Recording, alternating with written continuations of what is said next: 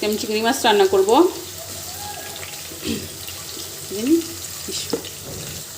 পুঁই শাক দিয়ে চিংড়ি মাছ রান্না করব। পেঁয়াজটা দিয়ে দিয়েছি চুলাতে। এখন দিয়ে দেবো লবণ, তারপর দুটোকে একসাথে ভেজে নেব। দিয়ে দিচ্ছি পানি, এখন দিয়ে দেবো মরিচ ফাঁকি, দিয়ে দেবো হলুদ ফাঁকি। এটাকে একসাথে ভালো করে কষিয়ে নেব।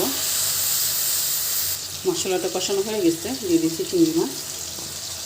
চিংড়ি মাছটাকে দিয়েও ভালো করে কষিয়ে নেব। ভিডিওটা ভালো লাগলে অবশ্যই একটা কমেন্ট করবেন, ইউটিউব চ্যানেলটাকে সাবস্ক্রাইব করবেন, পেজটাকে ফলো করবেন, একটা শেয়ার করবেন, ভালোবাসা দেবেন।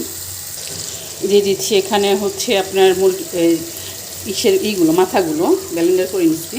এই চামচের মাথাগুলো ফেলে না দিয়ে এইভাবে ব্লেন্ডার করে দিয়ে দিতে পারেন। শাক রান্না করলে অনেক মজা হয়, অনেক খাবারটাও ভাল লাগে। দিয়ে দেবো শাক।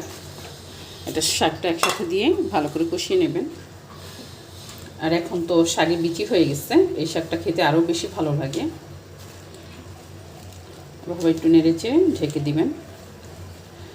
ভিডিওটা ফুল দেখবেন। আমি এত ছোট ছোট করে ভিডিও বানাই, তারপরে যদি আপনারা না দেখেন, ঘরোয়া রেসিপিগুলো দেই, জানি এগুলো সবাই দেখে। যারা নতুন রান্না বান্না করে ওদের জন্য সুবিধা হবে, পুরানারা যারা ওরা তো জানেই।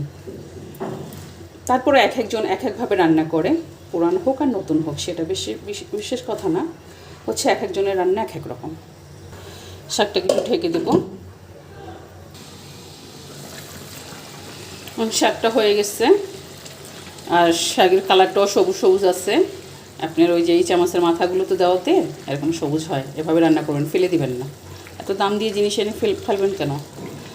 সব কিছুই খাওয়া যায়, যেগুলো হালাল সবই খাওয়া যায়। তো ভিডিওটা ভালো লাগলে অবশ্যই একটা শেয়ার করবেন, ইউটিউব চ্যানেলটাকে সাবস্ক্রাইব করবেন, পেজটাকে ফলো করবেন। তো আজকের মতো শেষ করছি। আল্লাহ হাফেজ।